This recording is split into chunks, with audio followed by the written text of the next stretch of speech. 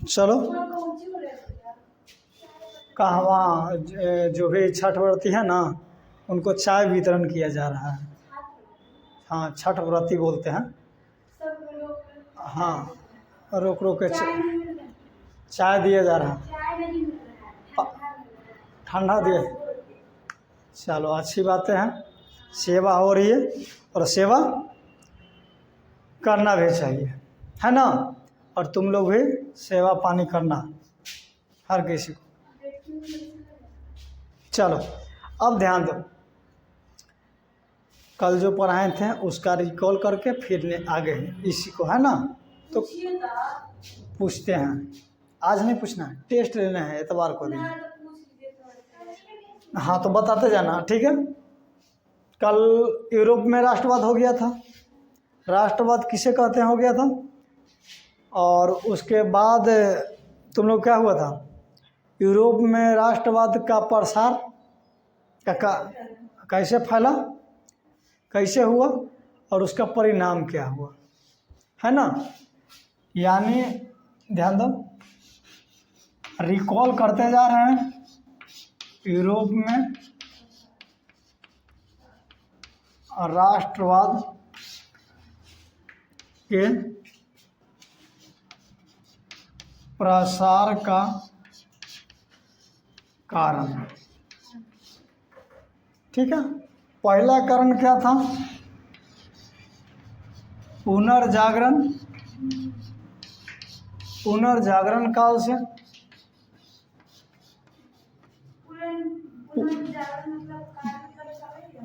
पुनर्जागरण मतलब फिर से जागना, फिर से शुरुआत करना। यह कब हुआ था, 14 से 15वीं सदी, आगे 19वीं सदी मिलेगा। हाँ, दूसरा फ्रांस की क्रांति। फ्रांस की क्रांति 3 को हुआ था, लेकिन जो यूरोप में राष्ट्रवाद का प्रसार है वो हुआ था 1789 में। दूसरा 1830 और 1848, ठीक है। फ्रांस की क्रांति हो गई थी। तीसरा क्या था, फ्रांस के क्रांति का मेन मोटिव क्या था, माने मेन मुद्दा क्या था। मेन मुद्दा लाना था क्या, स्वतंत्रता, समानता और बंधुता, ठीक है। उसके बाद कौन सा था तीसरा। हाँ, तीसरा क्या था, याद है, याद कोई के ना है। तीसरा था ना, नेपोलियन का सैन्य अभ्यास। नेपोलियन का सैन्य अभ्यास। और चौथा था मेटरनिक का प्रतिक्रियावादी नीति, ठीक है। इसके बाद इसका रिजल्ट क्या आया था, कारण के बाद इसका रिजल्ट क्या आया था। रिजल्ट आया था कि इस समय इसके वजह से हुआ था ना, कौन लिख लेना, बाद में लिखवा देंगे। पुनर्जागरण काल से फ्रांस की क्रांति, इसके बाद क्या लिखा थे हम, रिजल्ट है। हाँ, यूरोप में राष्ट्रवाद का प्रसार हुआ था। और फिर इसमें हम पुनर्जागरण काल के नहीं, फ्रांस के क्रांति पढ़े थे 1789। तो खाली रिकॉल करेंगे, 1789 में क्या हुआ था, फ्रांस की क्रांति। उस समय कौन सा वंश था, बोर्बो वंश। यहाँ का शासक कौन था, लुई 16वां। इसके दादा कौन थे, लुई 14वां। इसके दादा थे हाँ हाँ तो आ गया ना पीछे। 14 तो लुई 15 आया होगा हाँ, ना 16 में। हाँ तो बरोबर है ना कि सीधे आता है लुई 16 फिर लुई 18 फिर लुई 10। हाँ आएगा। अब कहोगे क्यों आ रहा है वो जो पढ़ाए हैं वो सही पढ़ाए हैं, लेकिन लुई 14वां के बाद लुई 16वां के बाद आता है क्यों? क्योंकि लुई 15वां में दमखम नहीं है। अब जिसका जिक्र रहेगा उसी को पढ़ाया जाएगा। अभी लुई 16वां है, अब लुई 16वां के बाद 17वां तुमको नहीं पढ़ना है, एकत्र लुई 18वां आएगा, क्योंकि 17वां में दमखम नहीं है। तो होगा कि 2 के बाद आता होगा, ऐसा नहीं होगा। लुई 14वां के बाद कौन था? लुई 15वां था, लेकिन लुई 14वां के कथन था क्या? आई एम दी स्टेट, मैं ही राज्य हूँ, यानी मेरे ही शुरुआत होती है और हम पे ही अंत होगा। जो निर्णय करेंगे हम करेंगे। समानता बनता समान हो गया। इसके बाद लुई 16वां कैसा शासक था? निरंकुश। ठीक है। इसके बाद और इसमें कुछ लिखवाए थे तुम लोग को। निरंकुश शासक के बाद समाज को 3 भागों में बांटा गया। 3 भागों में, पादरी, कुलीन और निम्न वर्ग में। पादरी, कुलीन और निम्न वर्ग में 3 श्रेणी में बांट दिया गया इस समय। अब इसका बांट दिया गया तो क्या हुआ? विरोध हुआ ना, तब तो विरोध हुआ। अब विरोध हुआ तो कारण यहाँ आ गया, तो परिणाम क्या आएगा? यहाँ। अब परिणाम क्या हुआ? 1789 में विद्रोह होने के बाद लुई 16वां का गद्दी से हटाया गया, राजगद्दी से। फिर वहाँ लोकतंत्र, या इसी को बोलेंगे क्या? प्रजातंत्र। प्रजातंत्र की क्या हुआ? स्थापना हुआ। प्रजातंत्र की स्थापना के बाद क्या हुआ था यहाँ पे? यूरोप में राष्ट्रवाद का प्रसार हुआ। राष्ट्रवाद का प्रसार, यूरोप में राष्ट्रवाद का प्रसार। लेकिन अब ध्यान दो, अब इसी में हम थोड़ा सा और चलते हैं, जान जाओ। 1789 में फ्रांस में युद्ध हुआ। ठीक है। 1791 में क्या हुआ? राजगद्दी को त्यागा ना। हाँ हाँ, लुई 16वां। 1793 में लुई 16वां के क्या होता है? मृत्यु। ठीक है। उसके बाद 1799 में क्या होगा? 1799 में नेपोलियन को काउंसलर बनाया गया। काउंसलर या सेनापति, पता था ना। 1799 में नेपोलियन को काउंसलर बनाया गया। सेनापति, अपने मन से किसी को पद देना। 1799 के बाद तुम लोग को लिखवाए थे 1804 में नेपोलियन को सम्राट बनाया गया। नेपोलियन को सम्राट बनाया गया। 1804 में ही एक लागू हुआ जिसको कहते हैं नेपोलियन संहिता, लागू हुआ। 1804 हो गया।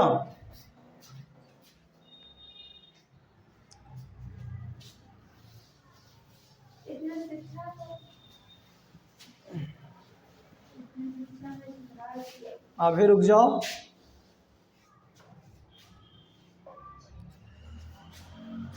अब ध्यान देते हैं, नेपोलियन था, नेपोलियन की बातें चल रही थी। 1804 में सम्राट, 1804 में ही नेपोलियन संहिता लागू किया। एक बिल लाया, एक कोड लाया नेपोलियन। उसके बाद 1815 में फ्रांस क्या था? फ्रांस को मित्र राष्ट्र से क्या हुआ, युद्ध लड़ना पड़ा, जिसमें कौन कौन शामिल था, ऑस्ट्रिया, फ्रांसा, हंगरी। तो इसको मित्र राष्ट्र बोलते हैं। मित्र राष्ट्र किसका दुश्मन होगा, फ्रांस का, फ्रांस का। और इन सब का मेन मकसद क्या था, मेन मकसद था कि प्रजातंत्र से राजतंत्र को क्या करें, लाया जाए। ठीक है। अब फ्रांस, तब इन दोनों के बीच में क्या हुआ, युद्ध हुआ।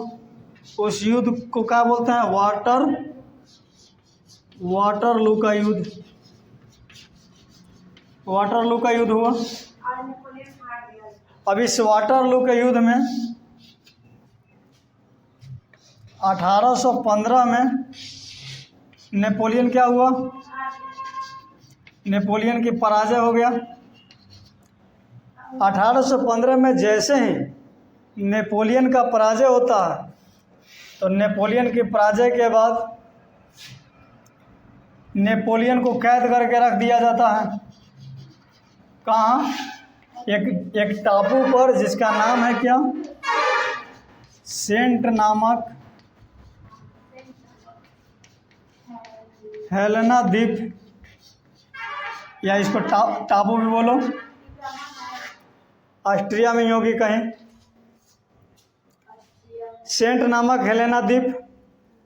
अब इस पे बंद किया गया, जिसके वजह से क्या हुआ, 1806 साल के बाद 1821 में नेपोलियन का क्या हुआ, मृत्यु हो गई, नेपोलियन के मृत्यु हो गई। अब इस नेपोलियन की मृत्यु होने के बाद इस यहाँ कौन आते हैं, मेटरनिख। ये सब चाल ढाल किसका था, मेटरनिख। जितने शांत रहेगी उतने हिस्ट्री दिमाग में घुसेगा। अब देखो, नेपोलियन का अंत हुआ कहाँ, 1815। 1815 में अंत हुआ, क्यों हुआ, यहाँ मेटरनिख के वजह से।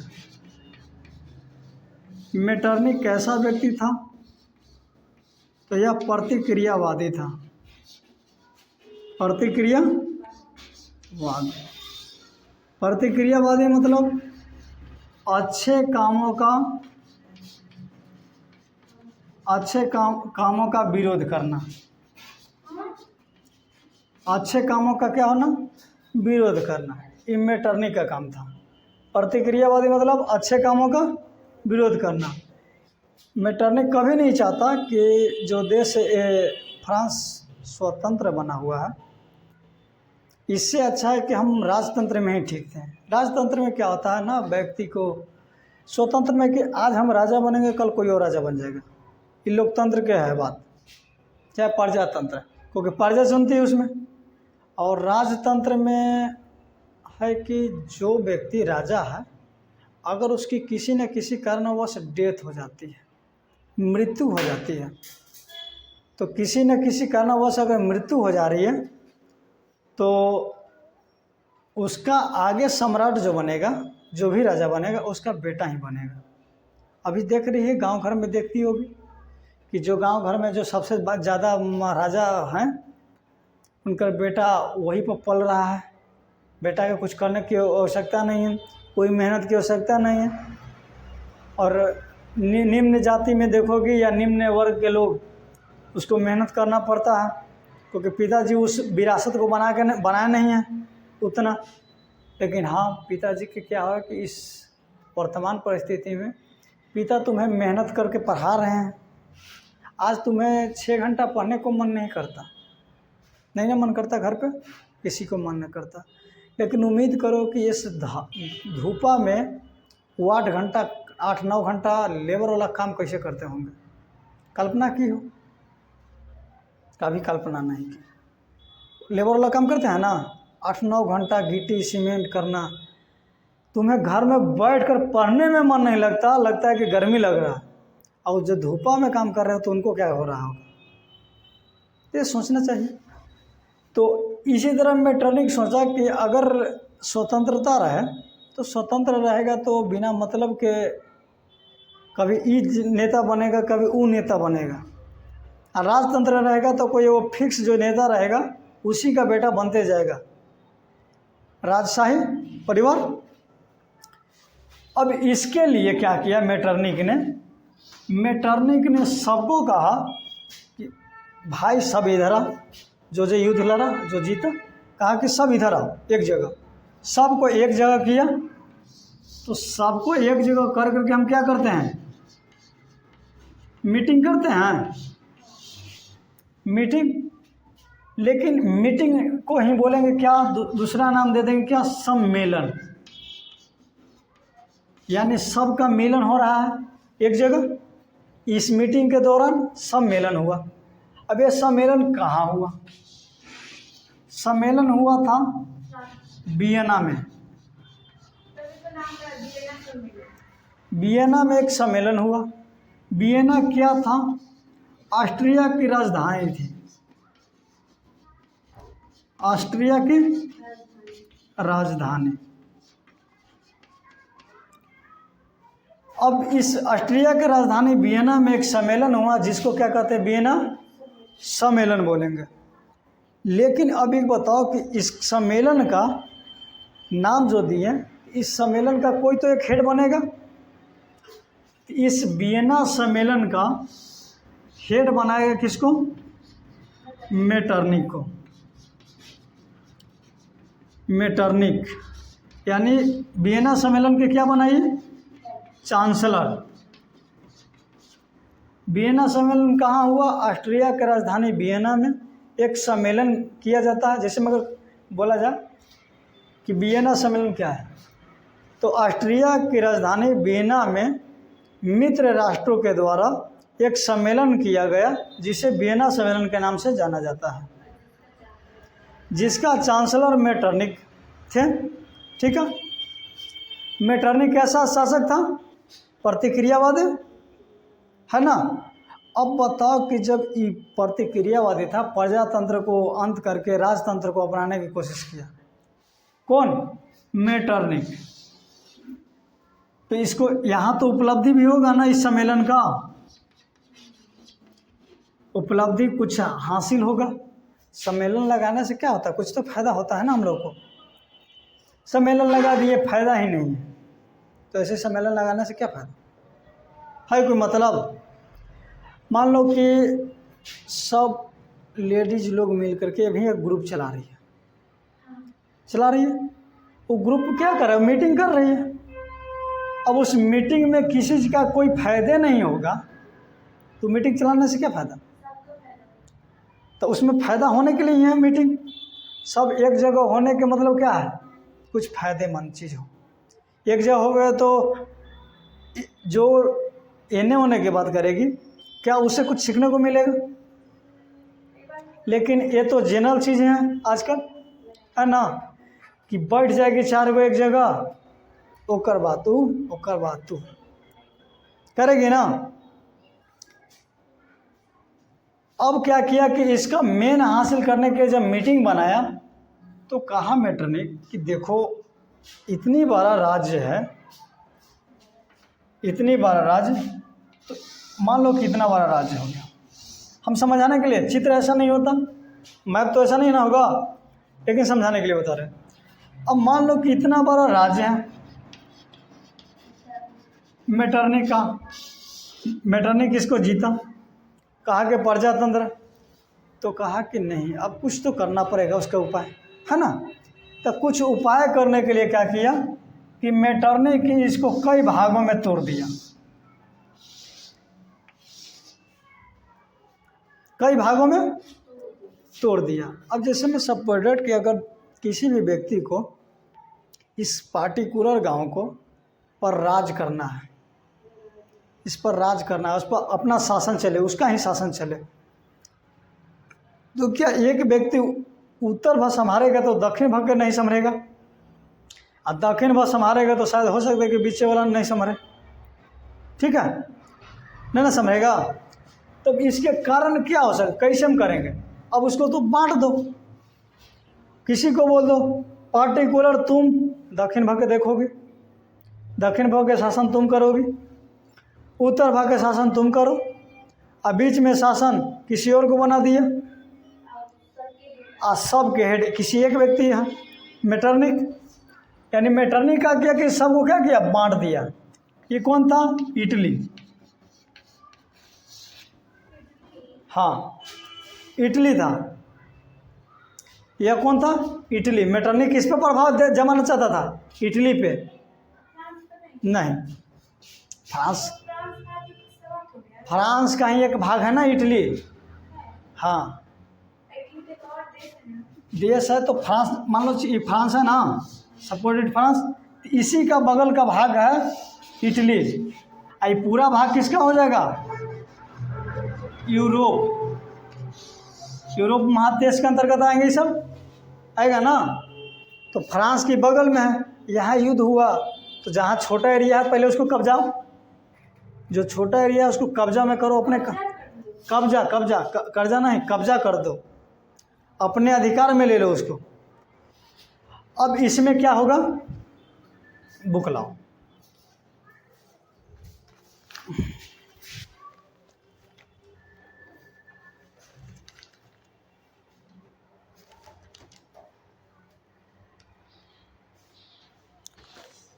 अब इसमें देखो बता रहा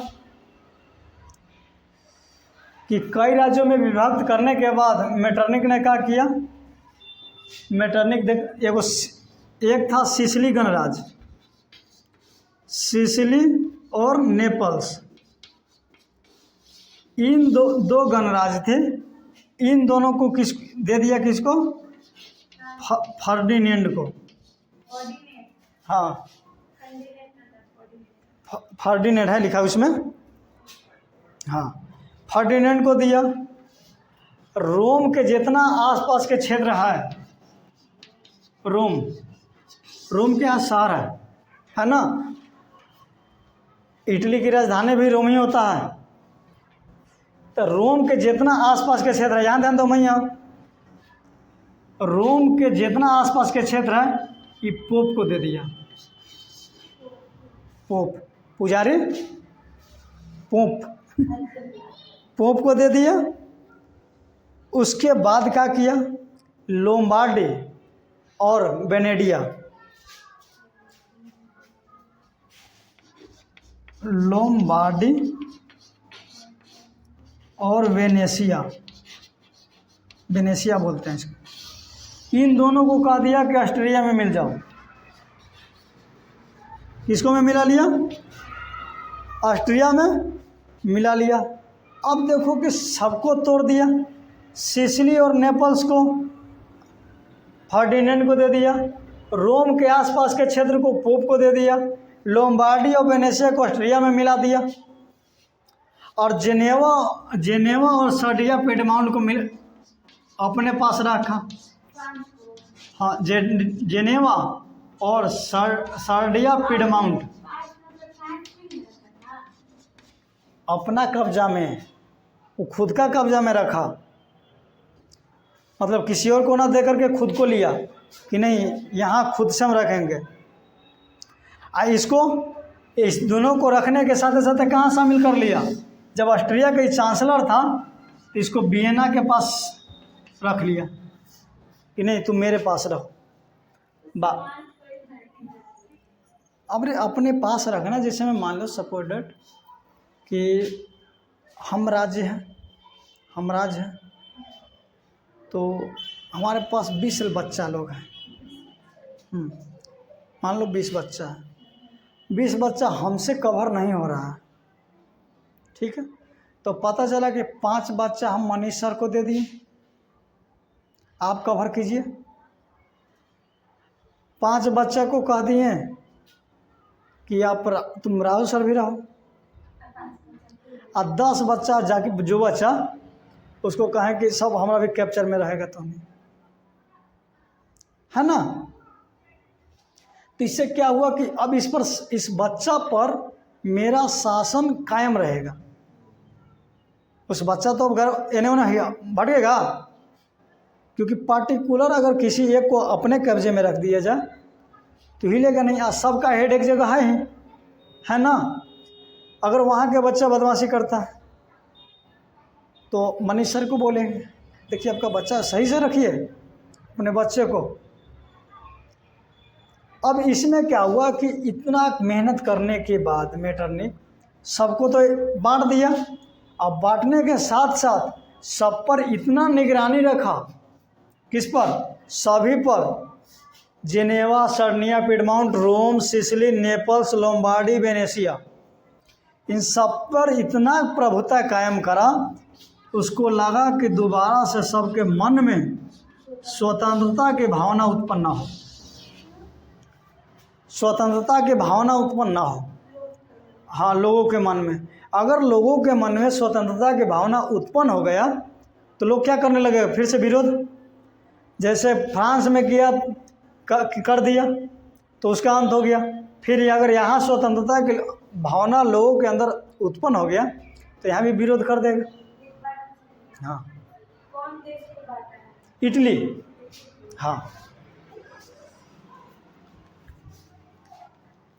ये मैं देखा, इस बुक में ना दिखा रहा, यही है इटली, ये पूरा इटली है।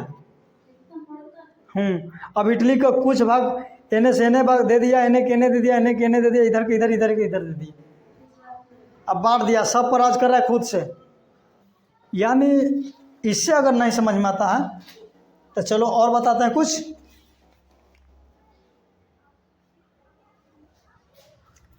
इससे और बताते हैं। एक और उदाहरण ले लो, अपने देश के ऊपर ले लेते हैं। अपने देश को, भारत देश है, भारत देश। भारत देश का में राज्य की संख्या कितनी है? राज्य की संख्या 28 राज्य हैं। अब इस 28 राज्य में कि क्या पीएम के को है हमारे पास? एगो पीएम तो एक को है ना, नरेंद्र मोदी। पूरा नाम उनका है श्री नरेंद्र दामोदर दास मोदी, पूरा नाम। पीएम भी एक है और कौन है? प्रेसिडेंट भी एक ही है, यानी राष्ट्रपति भी कितना है? एक है। यानी हमारे देश के राष्ट्रपति भी एक और प्राइम मिनिस्टर भी एक, द्रौपदी मुर्मू, प्रधानमंत्री नरेंद्र दामोदर दास मोदी। अब इस 28 राज्य को अलग अलग बांट दिया कैटेगरी में, है ना। क्या ये पीएम सिर्फ कहता कि हम 28 राज्य के कब्जा करेंगे, अपने अधीन रखेंगे, अकेले शासन चला लेंगे? संभव है, लेकिन सबका हेड तो इसे है ना। अब सबका एक वो क्या होता है? मुख्यमंत्री होगा, फिर सब में एक वो राज्यपाल होगा। अब ध्यान दो, यहाँ मुख्यमंत्री, राज्यपाल। अब मुख्यमंत्री कहता है कि तब बताओ कि इस पूरे बिहार में बहुत सारे गांव हैं, बहुत सारा अनुमंडल है। अब क्या सभी अनुमंडल पर हम एक जगह बैठ से कवर करें? तो ये भी नहीं करते हैं। या किस रूप में बांट देते हैं? हर एक 10 लाख पर क्या बांट देते हैं? हर एक 10 लाख पर एगो क्या होता है? सांसद को चुनवाते हैं। यानी 10 लाख जनता मिल करके एक सांसद को चुनता है। अगर उसका सांसद अगर मान लो कि किसी प्रकार खराब निकला, किसी भी प्रकार, तो उस 10 लाख व्यक्ति गुनहगार होगा, क्योंकि उसको चुनने वाला कौन है? जनता। इसी 10 लाख व्यक्ति में से चुनेंगे। हम लोग अभी किसको चुने हैं? आरजेडी में मीसा भारती को चुने हैं। मीसा भारती को चुने कितने लोग मिल करके? 10 लाख मिल करके। ये क्या है? एक सांसद हो गए। पटना में 2 सांसद हैं, एगो पाटलिपुत्रा है और एक पटना साहिब है। पटना साहिब से सांसद एक और है, कोई रविशंकर नाम का है, ठीक। और पाटलिपुत्रा से सांसद कौन है? मीसा भारती। हम लोग जितना आते हैं किस एरिया में आएंगे, मीसा भारती यानी पाटलिपुत्र के एरिया में, ठीक है। तो पाटलिपुत्र के एरिया में आ जाएंगे। अब बताओ कि वो मीसा भारती आ गई, सुना गई ना। अब 10 लाख कोई कैप्चर करेंगे। अब इससे भी छोटा छोटा और कई टुकड़े में टूटेंगे, विधायक के रूप में आते हैं ना विधायक, नहीं, विधायक होता है एक जिला परिषद। हाँ, जिला परिषद, मेरे जिला परिषद कौन है अभी, हम लोग का जिला परिषद है सौरभ कुमार, हम लोग की तरफ के हैं पालीगंज। अब यहाँ से विधायक से टूटेगा कौन, विधायक से टूटेगा मतलब